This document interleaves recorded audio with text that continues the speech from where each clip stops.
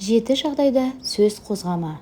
Бірінші, кедейдің қасында дүниең туралы. Екінші, науқастың алдында деніңнің саулығы туралы. Үшінші, әлсіздің алдында күш қуатың жайлы. Төртінші, жолы болмай жүрген кісінің алдында бақытты екенің жайлы. Бесінші, түрмедегі кісінің алдында бостандығың туралы. Алтыншы, бедеу кісінің алдында балаларың туралы. Жетінші, жетімнің алдында әке-шешең туралы. Жақсыларды жүрсеңдер жамандамай, өмір сүрер едік қой алаңдамай. Қадірі бар адамды ит қылатын, ит қырлы, қадірі жоқ адамдар-ай. Адамдар тіленшілік етіп жүріп, тектілік туралы көп айтады. Ал тектілік тілмен емес, тәрбиемен келетін қасиет. Адамдарды өзіңнен қашықтықта ұстаудың артықшылығы сол шешімдеріңізге шағым айта алмайды. Ойларыңызға баға бере алмайды. Және сіз рұқсат бермейінше өміріңізге кіре алмайды. Үміт тұз іспетті. Тұз азық болмайды, бірақ тамаққа дәм береді.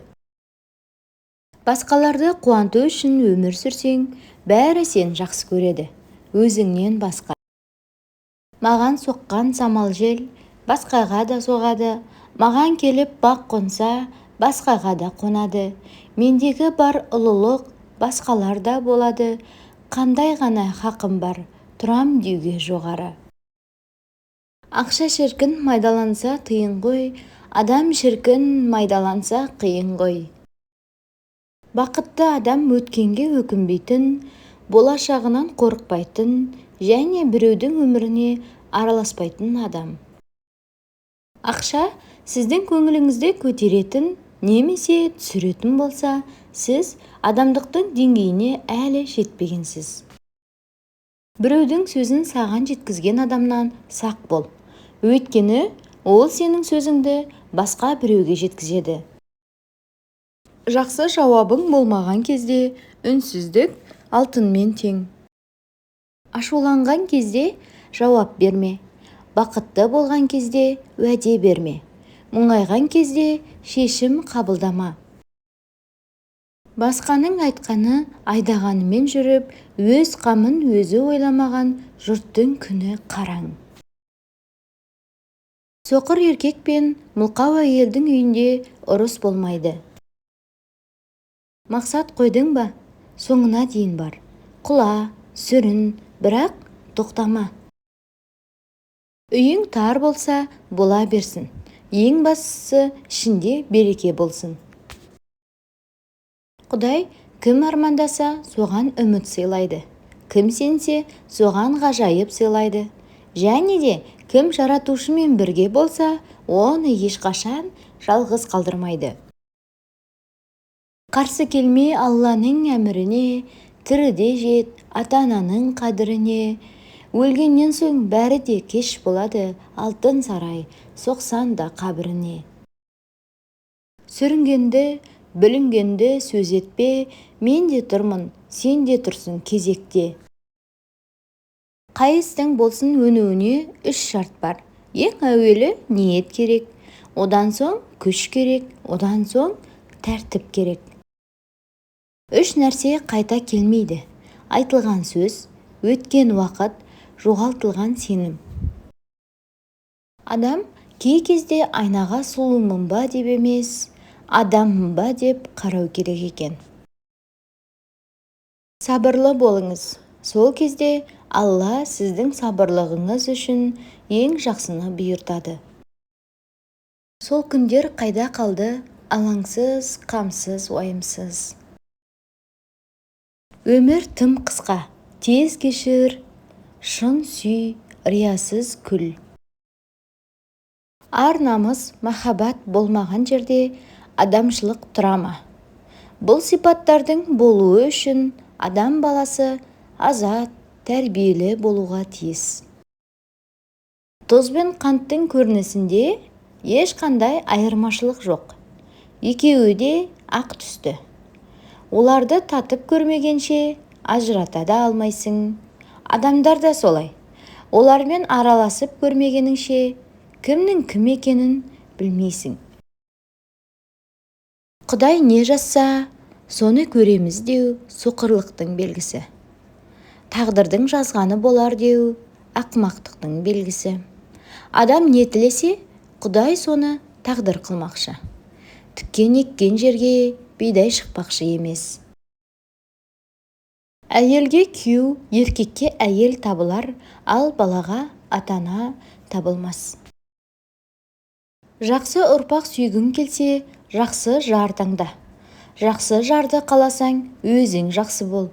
Өйткені тең-теңімен қосылады.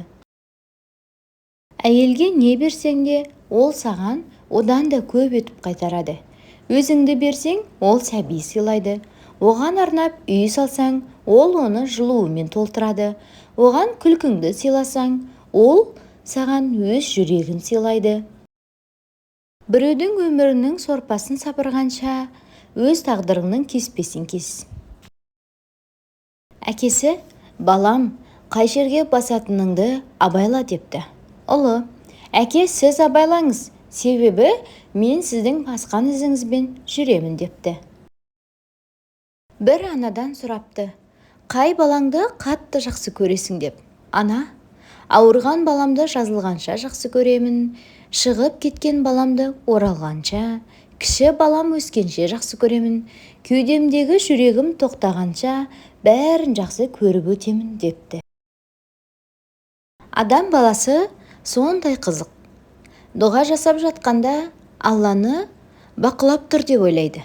Ал күнә жасап жатқанда Алланы өзін бақылап тұр деп ойламайды да. Мейірімділік қашанда әдемі көрінеді.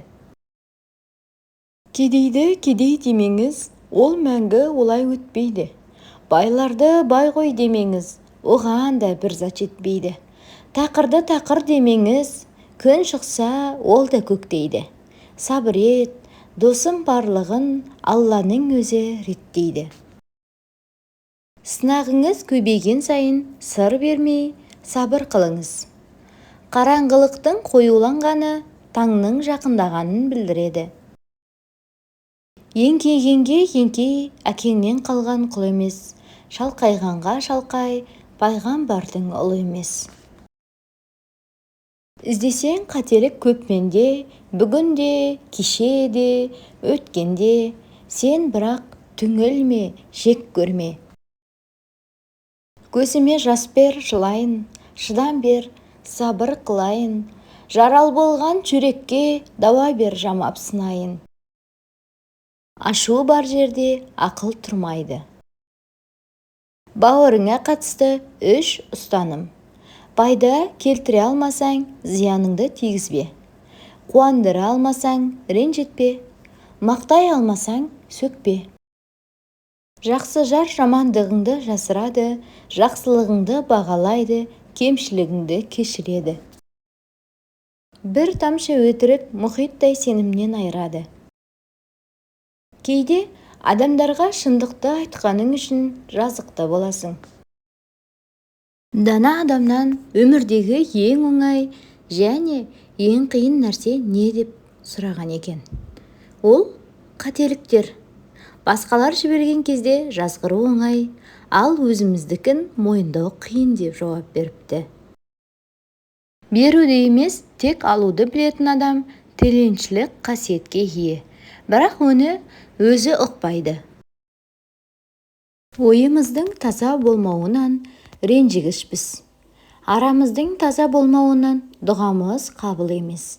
Жанымыздың кірленгені сонша өсек аянға құштармыз. Бағымыздың тұрақтамауы шын шүкіріміз жоқ. Құдайшылдығы көкірегінде, діндарлығы жүрегінде болған адамға дүние өте кең. Адам жетістікке қолында жоқтан емес, қорқақтығынан жете алмайды. Бой тежеу, жүрек сүну дұрыс емес, шашылған ризықты теріп татпай, жігіттің несі жігіт босқа жүрген, қызметпен пайда беріп халыққа жақпай. Рухани аш адам тойымсыз, Дүние құмар адам қасиетсіз, жаман әулет қариясыз, білімсіз жастар мейірімсіз, қасиетсіз адам кесапат, тексіз адам тобыр. Жақсылық жасаушылардан бол, жаның тазарады. Асты талғаммен аса, тәнің тазарады. Адал сөйлеп тура жүр, арың тазарады. Ниетің мен пейілің түзелген сайын, Аллах халіңді жақсартады. Қанша мұңайсаң да, мына сөзді ешқашан ұмытпа. Жүрегі таза болғанның жолы әрдайым ашық. Әйелді еркелету гүлге құйылған су секілді. Әйел көктен түскен жоқ, ол еркектің баласы, еркек жерден шыққан жоқ, әйел оның анасы. Кешірімді екен деп, ренжіте беруге болмайды. Макияж тек бетіңізді түзейді, бетсіздігіңізді түземейді. Өзіңнің хас жауыңды білгің келеді ме? Ендеше айнаға қара. Осы дұшпаныңды жеңсең, қалғандары өздері қашып кетеді. Әрқашан артыңызға қарамаңыз. Сіз бұл бақытта жүрмейсіз. Өткенді артта қалдыр, сені күтіп тұрған жақсы күндерге қадам бас. Ешқашан берілмеңіз, ешқашан. Қандай жағдай болса да берілмеңіз. Дөрекі күштен де қаймықпаңыз. Дұшпаныңыз сізден күшті болса да, кейін шегінбеңіз. Кейбір тастар біздің жүрегімізден де жұмсақ. Шынында жүректер Алланы еске алу арқылы тыныштық табады. Адам шын жүректен тілесе, Алланың бермейтіні жоқ екен. Құрметті көрермен, ана тіліміздегі арнаны қолдай отырыңыз. Тыңдағаныңыз үшін көп рахмет. Аман сау болыңыз.